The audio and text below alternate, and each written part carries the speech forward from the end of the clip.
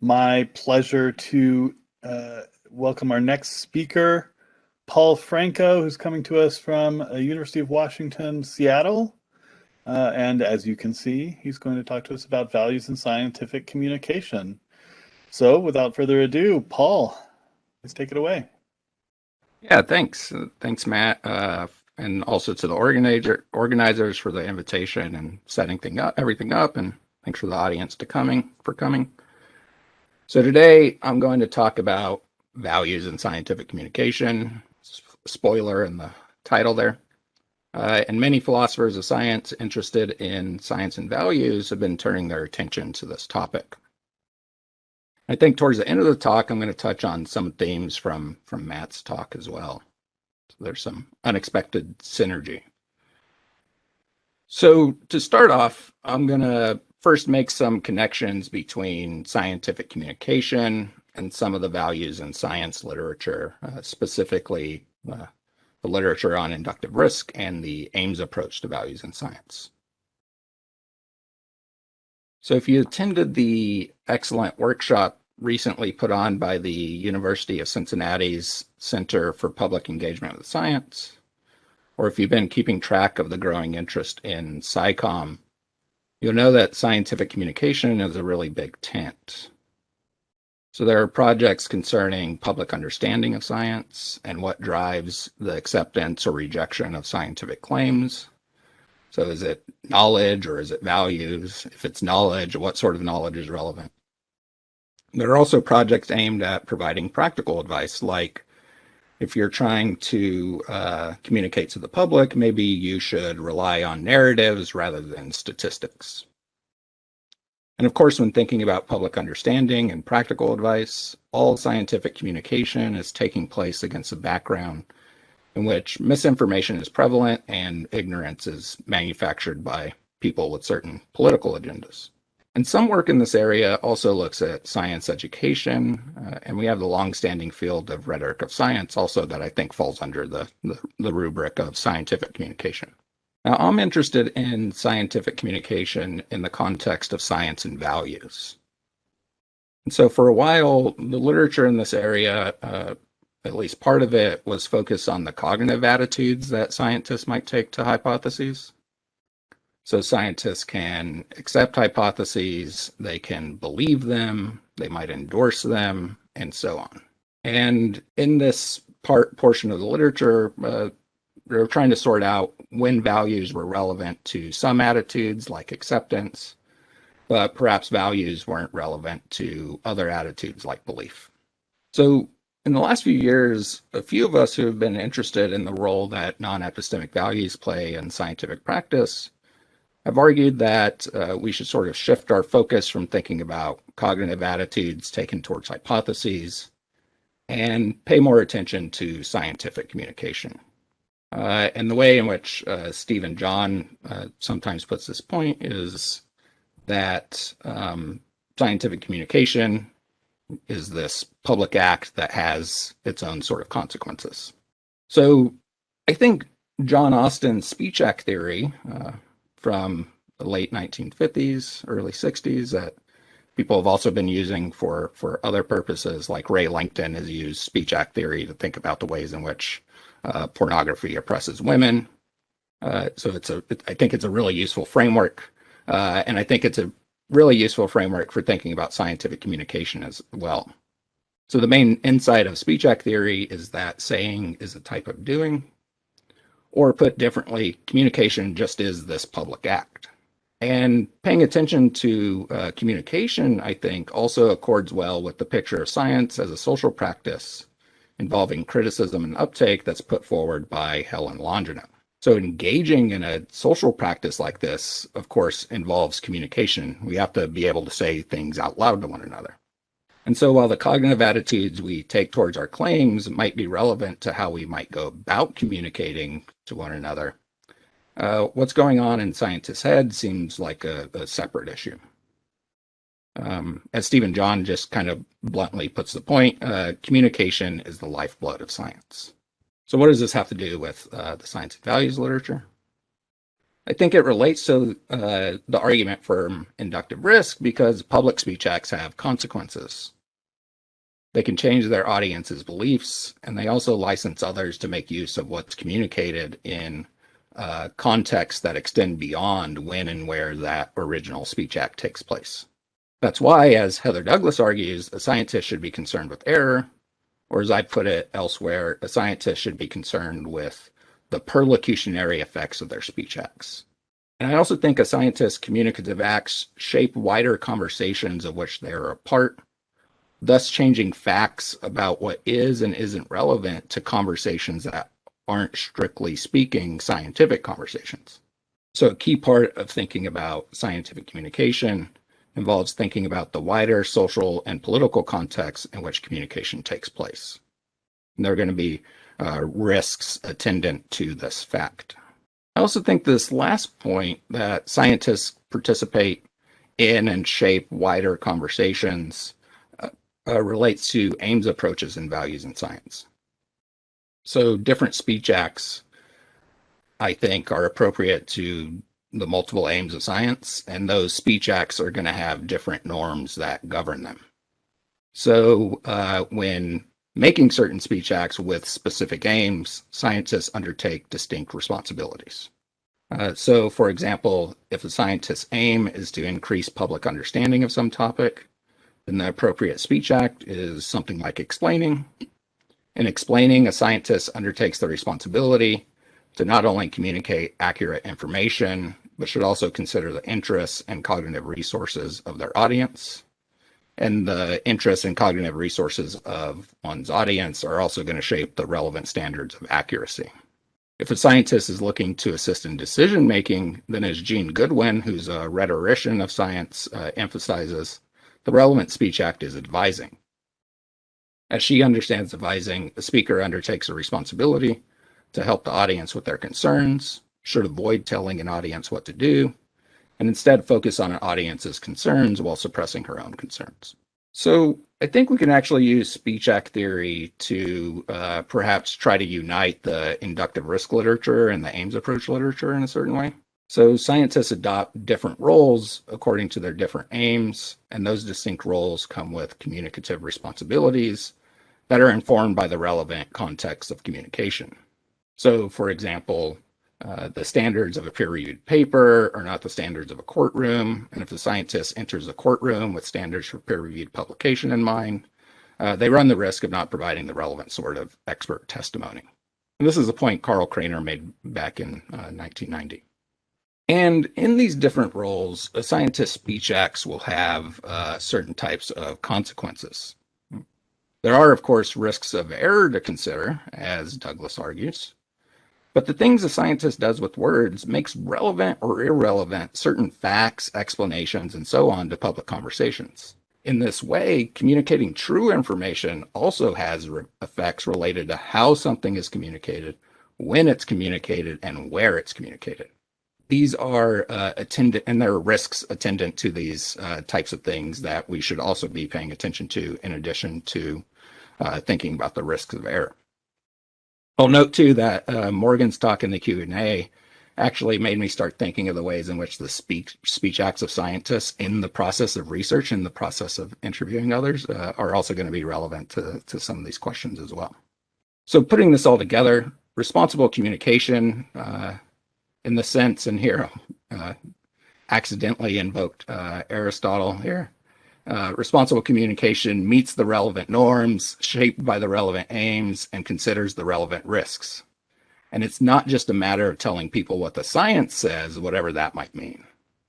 The wider context, which includes the audience and their aims, interests, and values, and the social and political conversations happening at the same time, matter to ethical scientific communication.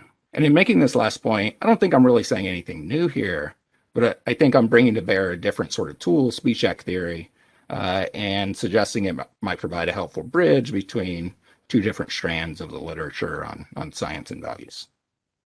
Okay, so that's all sort of by way of background. The way in which I'm understanding my interest in scientific communication is as related to this values in science literature. And now I want to think about how we could use the framework of speech act theory to articulate more fully some of the norms of communication I've just hinted at. I'm going to go first lay out a few norms, consider a case in which it seems scientists attempted to meet these norms, and then consider an alternative suggestion. And this is ultimately going to lead up to, I think, some questions that touch on some of what Matt was talking about. So drawing upon Douglas's work on the general responsibilities of scientists, we can frame one of a scientist's communicative obligations in terms of a responsibility to consider the perlocutionary effects of their speech acts. And these are the intended and unintended effects of the things that we say to others. So, for example, by appealing to the science regarding the transmission of coronavirus outdoors, I can cause someone to believe it's safe to go maskless, or I might cause someone to be wary of grocery shopping, or I might confuse them because they previously heard that one should mask up outdoors. So, and these effects in turn have their own effects in the sense that they go on to enter into public discourse and shape different sorts of conversations. So the proposed norm that scientists should consider the perlocutionary effects of their speech acts is, in this case, extending Douglas's framework of recklessness and negligence to the context of communication. And I think this makes explicit what was already implicit in her work. Right? So if the risks of error are too great and you proceed anyway, you're acting recklessly. If the risks of error are not considered, then you're acting negligently. I also think that scientists should contextualize these risks relative to their aims and the roles appropriate to those aims, and also be sensitive to the ways in which they might fail in enacting those different sorts of roles. So scientists wear a lot of different hats. They're researchers, they're advisors, they're teachers, they're experts. One norm, I think, is to be transparent about one's roles and aims, mainly by making clear what sort of speech act is being made. So we've probably all had the experience of having a conversation, stating a fact, and then being asked what we meant by it.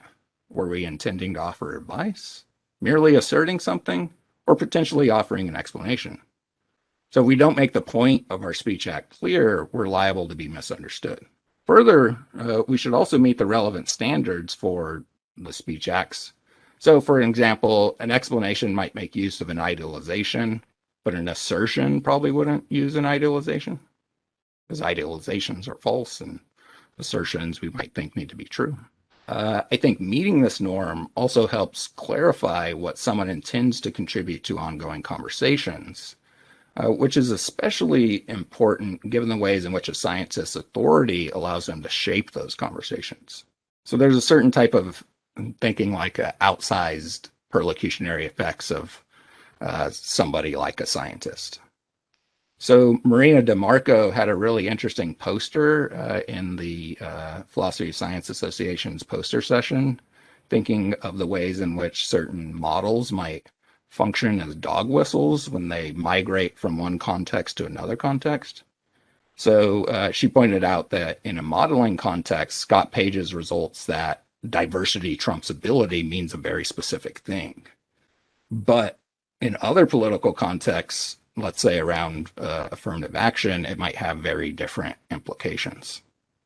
And being aware of that might be part of a scientist's communicative obligations. So I actually think that a lot of public communication during the pandemic was mindful of these suggested norms, especially about how scientific speech acts shape public conversation and have effects on their audience. So a lot of public communication seems sensitive to the possible perlocutionary effects. So for example, we saw early on that mask guidance was at least partially shaped by a concern about protecting the supply of personal protective equipment for healthcare workers. And now we might think that recent mask guidelines for vaccinated people were at least partially motivated by a desire to incentivize vaccination and maybe give people hope about a so-called return to normal. That said, one worry that came up about new mask guidelines was that the CDC didn't properly consider consequences for immunocompromised people or provide guidance about how to actually implement these suggestions. And that might have led to a lot of confusion when you go grocery shopping, for example. Relatedly, we've seen a recent revival of the lab leak hypothesis of the origins of COVID-19. Now, this hypothesis was dismissed early on. In part, some claim because it threatened to contribute to rising anti-Asian racism, and other people I've seen have claimed like, oh, it was rejected because people really dislike President Trump and they didn't want to, give him any fodder for the claims that he was making. I think this is probably as good a reason as any to express reservations about a scientific hypothesis, because we need to handle such hypotheses in a politically charged context really carefully. Indeed, that's one reason behind the naming conventions behind novel diseases. But now people are suggesting that the lab leak hypothesis was rejected too early for non-scientific or political reasons, suggesting that something untoward might have happened early on that might have prevented us from properly understanding COVID. So I think this raises an important question. One can make a reasonable case that public communicators haven't, at times at least, proven themselves adept at fulfilling the norms I've just articulated. Maybe especially when thinking through the perlocutionary effects of their speech acts or considering the context in which their speech acts are taking place. We might just be sort of bad at this sort of thing. Given the prevalence of the phrase follow the science, it also seems like many communicators took their role to be that of a reporter when different sorts of roles might have been appropriate. So overall, I think at times this has led to confusing and conflicting messages. But I also want to be mindful of the ways in which, right, any sort of message that was put forward in the political environment of 2020 was probably going to be misconstrued by certain people with political agendas. So the idea, though, is that I think the intentions were good in this case, but maybe maybe the execution left something to be desired. And I've been wondering if this means that the norms I just articulated are bad norms or if they've been poorly executed in certain cases. So here's a more specific example. On February 29th, the US Surgeon General sent out this tweet encouraging people to stop buying masks. He gave these two reasons. First, masks are not actually effective in stopping the spread of the coronavirus. And second, that if people kept buying them, then healthcare workers would not be able to use them to care for sick patients. So Zainab Tufekci criticized this on the grounds that these two messages are in tension with one another, and they're in tension with one another that might lead to public confusion. She also worried that it was counterproductive to imply that the public wouldn't be able to properly make use of masks to protect themselves. And I'll add to these criticisms that the Surgeon General's first original tweet on February 29th up here gets things oversold, its claim about mask effectiveness, in all caps, no less, and that kind of makes it a little harder to go back on. So I'll also note, as the person responding to the Surgeon General does here on July 20th, when the U.S. Surgeon General replied to his original tweet, that the attempt to retract the original guidance seems to be ineffective. For one, the original tweet stayed in the record without being deleted. That's good for transparency, but bad for someone coming across the old tweet. Work on retractions of preprints during the pandemic and on retraction more generally is relevant here, but I think we can also think about the changing conversational dynamics. We all shape the norms of a conversation by simply bringing up certain things in the course of a communicative exchange. So, for example, by using this tweet, I shape the norms of conversation such that it's relevant to ask me about during Q&A. Now, that's a relatively localized change, but consider that the Surgeon General and folks like Dr. Fauci are in a unique position to shape public conversations around an issue more broadly. No matter how much they attempt to clarify or replace the old guidance, it remains in the conversational record writ large. Now, I don't want to base too much on the single tweet and on things said very early on during the pandemic. And we also need to be mindful of the fact that the Surgeon General, Dr. Fauci, and other public-facing health officials were operating in a media and information ecosystem in which almost anything they said was going to be twisted. And their boss at the time also put them in a really hard place. So In light of some of this reasonable criticism of communication during the pandemic, we might be tempted to scrap my proposed norms in favor of something simpler. And we might be tempted to do that, especially given the wider social and political context in which scientific communication takes place. So Stephen John has a suggestion for a norm for scientific communication that might be easier to enact. This norm, he thinks, respects the autonomy of the audience and avoids scientific deceit, which can involve misleading one's audience not only at the level of what is said, but also at the level of what is implied. So here's a single norm. The key ethical demand is simple: to communicate only those claims that are well established. And adhering to this norm provides a way to avoid what John calls wishful speaking. He describes it this way: using perlocutionary knowledge of the non-epistemic effects of some speech act as a ground for asserting a claim which is not proper given illocutionary norms. So what's the problem with wishful thinking? John says, quote, "Quite apart from its deleterious epistemic effects or consequences, wishful speaking is ethically wrong because it disrespects audiences by treating their beliefs as mere means to be manipulated for further non-epistemic ends." So is the Surgeon General wishfully speaking, given his concern with protecting the supply of personal protective equipment? Were the recent CDC guidelines about masks for vaccinated people simply about incentivizing vaccination? What should we say about the rejection and the later revival of the lab leak hypothesis? Simply raising these questions or the specter of wishful thinking can be exploited by political actors with their own agendas. I think the responsibility for confusion mainly falls on the shoulders of those political actors. But we still have to grapple with the fact that, as John emphasizes, scientific communication happens in non-ideal circumstances. And in these circumstances, the mere suggestion of wishful speaking on the part of scientific communicators can poison future conversations. So maybe it's just better to adopt John's simpler account. So here, I think I connect up with some themes from Matt's talk. It looks like I got about 7 or so minutes left. John thinks a concern with scientific communication actually pushes us toward a value-free ideal. And one might think that a lesson from the pandemic is that John's much more straightforward norm of communication is preferable to those norms I've suggested, or that I think are suggested by this sort of hybrid inductive risk aims approach to values.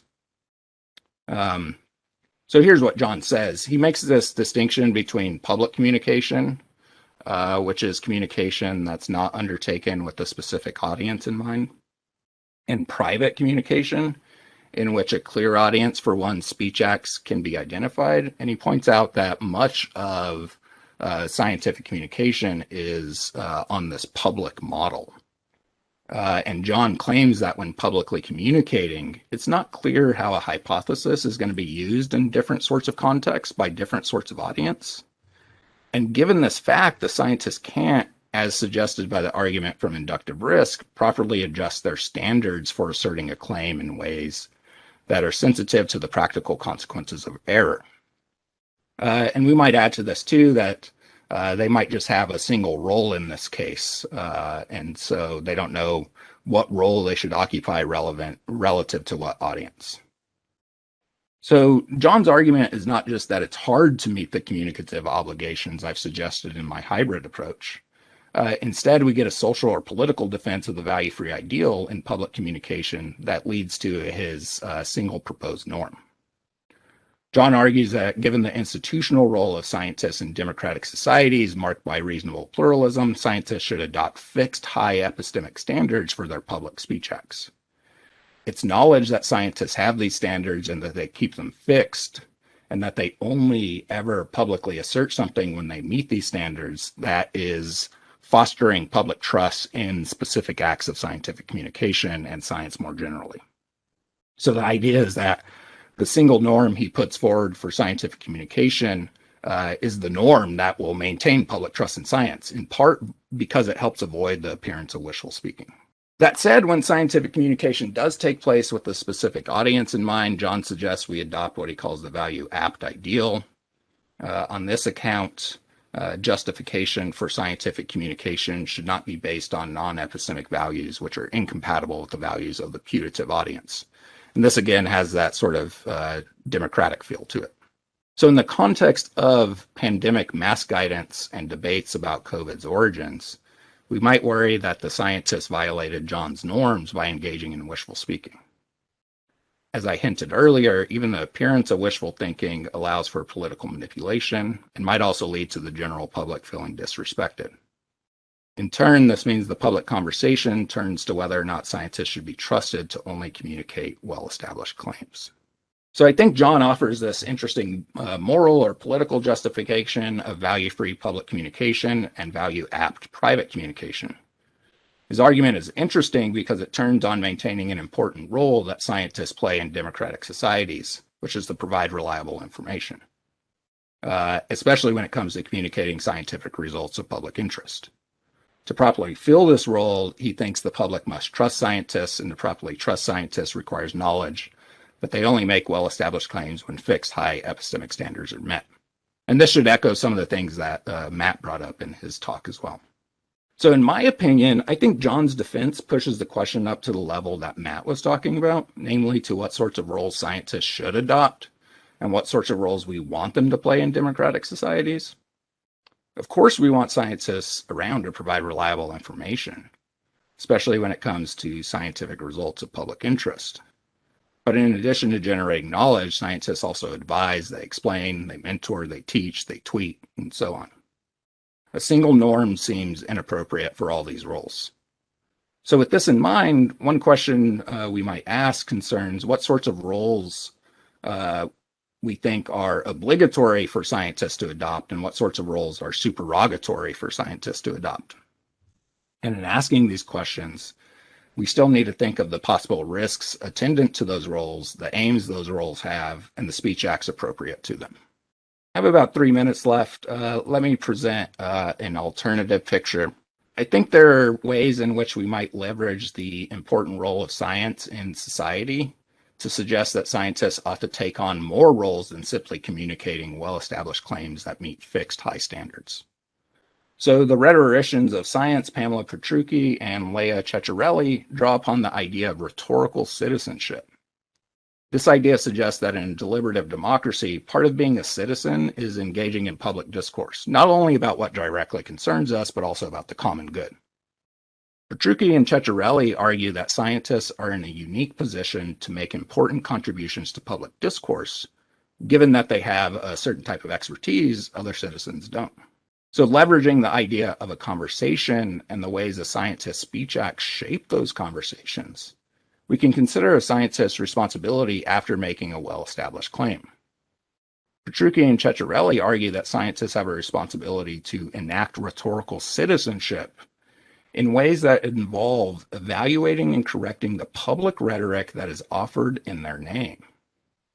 To me, this suggests that a scientist's communicative obligations extend beyond simply making well-established claims. Indeed, it seems in making claims, they might also undertake a responsibility to think about how they interact with and travel beyond their immediate context of communication. That is, as responsible rhetorical citizens with a unique role in society, they should think about the wider context in which their speech acts take place and to what wider conversations they're contributing and how they shape those conversations given their authority. So what might this look like? I've been thinking about this example for a while. I'm still not sure what I want to do with it, but we could think to climate scientist Bjorn Stevens. In 2015, a study he published in the Journal of Climate was used to push misinformation about climate science. And some of those misconceptions could be traced to a blog post from the Cato Institute, which claimed Stevens' paper challenged the IPCC consensus on anthropogenic climate change. To correct the misconceptions put forward in his name, Stevens issued a press release, and it got uptake in the media. He clarifies his findings, makes clear their limitations, situates them in a larger body of work, and reaffirms a commitment to the threats anthropogenic climate change poses. And he also reminds his readers that he was one of the authors of the IPCC report, so he's in a unique position to understand the implications of his own research and correct the record. There's another case I'll briefly mention. You can look up Lucas Vargas Zapatello, who's a graduate student here at University of Washington, who had his own work misused in similar ways. So let me wrap up. I'll go over just 1 or 2 minutes. Both Zeppatello and Stevens did more than make well-established claims. I think they enacted what Petrucci and Ceccarelli call rhetorical citizenship. They attempted to evaluate and correct the public rhetoric offered in their name, and given their authority as the very authors in question, they were well placed to do so. What better way to combat the unique brand of climate skeptics who appeal to scientific work that Karen Kavaka has talked about? That's probably too optimistic of a way of putting things. But second, they showed an awareness of one effect of their speech acts, which is to shape and make contributions to overlapping conversations. And they took on the aim and role of exercising their authority in this regard and performed different sorts of speech acts that might help prevent distortions in the future. Stevens used a press release, Zeppatello used an op-ed. What other venues can we think of? And of course, I worry that this offers too rosy a picture. No one individual can combat misinformation and distortions on their own. I think we want to return to the question of what roles we want scientists playing in society. If rhetorical citizenship is one of those roles, which I think it is, we need to start thinking about what sorts of institutions can support them. This might involve thinking of scientific communication less on an outreach model and perhaps more on an activist model, as Evan Arnett recently articulated in a poster for the Philosophy Science Association. And as a big fan of Hopos, I can't resist also mentioning that maybe there's something to learn from Otto Neurath, the developer of Isotype, along with Marie Neurath and Gerd Arnst. In any case, there's a lot more to be said here, but I'm going to stop now. Thanks. Okay, thank you, Paul. Lovely. We have plenty of time for questions still, over 15 minutes. So please raise your hand or you can type your question in the chat. We'll start with John Rosenberg.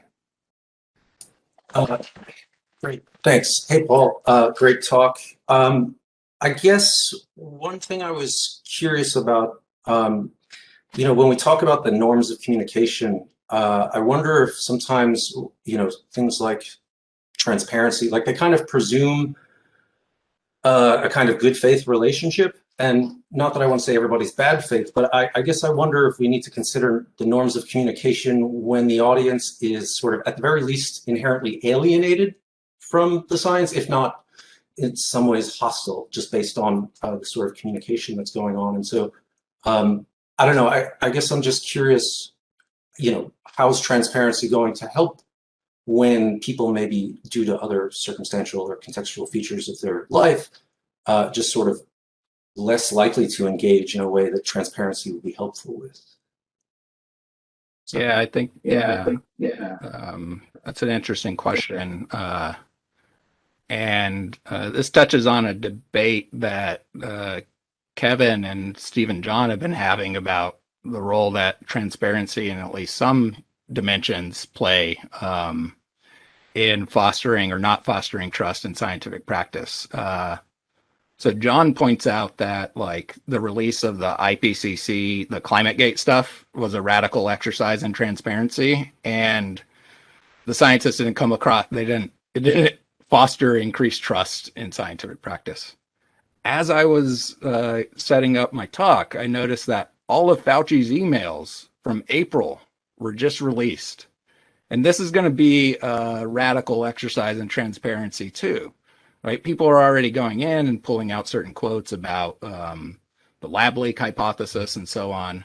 I think we are going to have to start thinking about ways in which we could address those already in place conversations and contexts that happen. And that might be an important role for historians and sociologists of science to fill in to the relevant audiences. Well, probably not because they already know what's going on, but to the relevant communicators. Yeah. All right. Next question is from Justin Biddle. Okay, thanks. I really enjoyed your talk. I had a question about Steve John's proposal about fixed high epistemic standards. And I guess I wanted to ask you about it because I kind of think it's just I love a lot of Steve's work, but I think this is just a non-starter. So I wanted to ask you about that. And it seems to me that it's a non-starter because it sort of neglects the fact that there aren't just type 1 errors, but there are also type 2 errors, and that they trade off of one another. So that if you're reducing the likelihood of type 1 errors, you're increasing the likelihood of type 2 errors. Right? So if you say we should have really fixed high epistemic standards for assertion, then, well, it's going to be the case that oftentimes scientists aren't going to assert anything, and there are consequences to that, right? So really, we need to be kind of figuring out how to manage those rather than just trying to eliminate the former, right? I mean, think about if like epidemiologists never said anything during the COVID-19 pandemic because, you know, the evidence was still coming in and they didn't have enough evidence. I mean, there'd be all kinds of terrible consequences of that. So it just strikes me that well, yeah, I've said enough. Yeah, I think this might go back to something that Matt brought up, which is like it sounds really good, but I don't know if it's actually possible. Now I think he's careful about this because he's sort of distinguishing between the public communicative acts in which you're not really sure who your audience is. And so he kind of makes a point that Richard Jeffrey makes in the exchange with Rudner, is like, you don't really know what your you don't really know what the effects are going to be one way or another, right? And so maybe related to John's point, if we're also transparent about the fact that we're shifting values, then we might be like, oh, well, which one are you using right now? But I mean, this is all I rambled on for a second just to probably end by saying, yeah, I think that's right. I don't know that the ideal is actually going to be something plausible, but it's interesting to consider that it's a sort of social political justification for a value-free ideal rather than an epistemic justification. I think that's really neat. And I want to keep thinking more about that, even if maybe his proposed norm doesn't quite work. Yeah. Next is PD Magnus. Yeah, I think my question overlaps with Justin's a lot. It seems to me, well, no, let me just say, I don't quite understand the way the argument goes. And this goes for this democratic objection that what Matt called the democratic objection too. So the values in science literature shows that the value-free ideal is impossible. Some people say, well, that has some bad consequences. So let's keep the ideal. Which doesn't make any, I mean, it's like, isn't it sad that 3 + 2 doesn't equal 4? Like, I don't know, maybe, but that gives me no reason to think 2 + 2 equals, or 3 + 2 equals 4. Like, there's the impossibility part trumps what would have positive consequences part. And that's the shift in the debate I don't quite understand. So, sorry, that's not a question, that's a rant. So let me make that a question about the way your talk went. My understanding of your response was to concede ground to John for the generic public communication, but to say that there's this other role scientists have of rhetorical citizenship. If that's correctly understanding your rhetorical structure, and supposing the value-free ideal doesn't work, except your answer to Justin, then what can we do to ameliorate the possible danger of wishful speaking for scientists speaking in their role as public communicators and not in their role of rhetorical citizens? Question mark. Yeah. So, sorry if that wasn't coherent. No, I think so. One thing I've been looking at in John's work is I think he thinks the focus on consequences of communicative acts is just wrongheaded. He offers a Kantian account of the norms of communication in which that norm of communication is the proper way to respect the autonomy of the audience, right?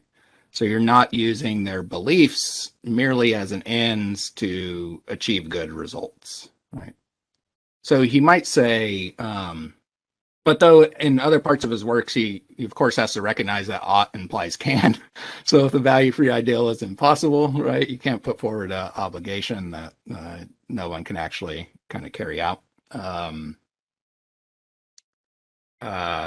So he makes a shift to thinking about how institutions might enable actually achieving this role in certain ways. So that's the first part of your question. The second part, yeah, I think you're right. I don't necessarily want to concede that the norm's the right norm for public communication.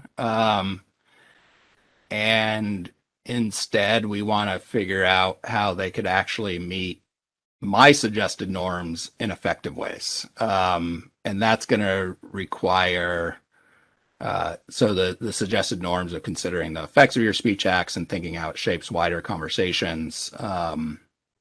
I think that's probably, we turn out to be probably pretty bad as individuals at figuring that out on our own. Right. So maybe this is why we maybe want to go up to the institutional thing and start thinking about different sorts of roles that we can encourage people to adopt and train them in those roles, let's say. But that's like a lot of different, that requires a lot of build up. Yeah. Thanks. Yeah. It's worth mentioning, the people who make the democratic objection, they have some account of how we're going to save the value-free ideal as well. Typically, it's some version of what Havstad and I have called the deferred decision response, right? So we admit inductive risk is real, and we somehow push the final inductively risky decisions to somebody else. I don't think it's coherent, but I think it's not as facially ridiculous as it could be seen to be without that. Kevin. Yeah, thanks so much, Paul. I really liked a lot of things you had to say.